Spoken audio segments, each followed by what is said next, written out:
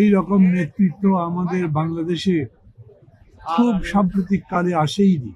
আমরা আরো সংকটের মধ্যে আবার পড়েও যেতে পারি।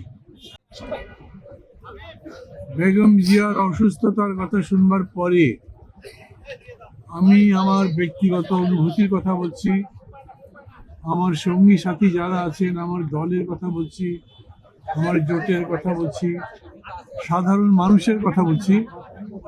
সবাই একটা জিনিস আমরা চেয়েছি যে এত বড় লড়াই করে জিতবার পরে তাকে একটা পরিণতিতে নিয়ে যাওয়ার জন্যে বেগম জিয়া আমাদের সাথে ততদিন পর্যন্ত থাকবেন। কিন্তু দুর্ভাগ্যজনকভাবে তাকে আমরা সেইভাবে পেলাম না। অতীতে অনেক আন্দোলনের সময়, বিশেষ করে এরশাদ বিরোধী আন্দোলনের সময় তাকে যেরকম করে দেখেছি, যেরকম অবিচল, দৃঢ়, নিষ্ঠ এবং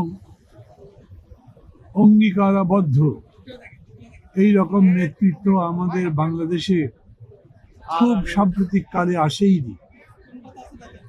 উনি চলে যাবার পরে সময় যত যেতে থাকবে নিশ্চয়ই সেই রকম যোগ্যতা সম্পন্ন নেতৃত্ব আসবে, কিন্তু তারপরেও বেগম জিয়া একই সঙ্গে যে ব্যক্তিত্ব নিয়ে মানুষের সামনে এসেছিলেন, অনেক বড় মাপের নেতা হওয়া সত্ত্বেও তাকে যেরকম সাধারণ মনে হতো, খুবই গাম্ভীর্যপূর্ণ ব্যক্তিত্বপূর্ণ একটা অবয়ব চেহারার পরেও যেরকম করে সহজ সরলভাবে কথা বলতেন, আমি মনে করি তার ইমেজ, তার ছবি বাংলাদেশের মানুষের মনে বহুদিন গাঁথা থাকবে। সামনে নির্বাচন, এটা এরকম একটা জটিল সময় ছিল যার কিছু কিছু উদাহরণ আমরা এর মধ্যে পেয়েছিলাম।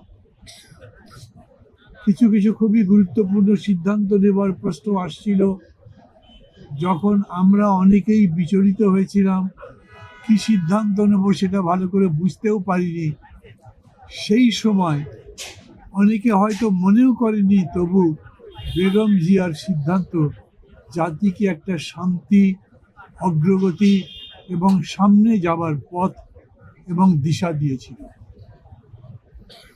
আমি জানি এখনো সমস্ত সংকট কেটে ওঠেনি, আমরা আরো সংকটের মধ্যে আবার পড়েও যেতে পারি।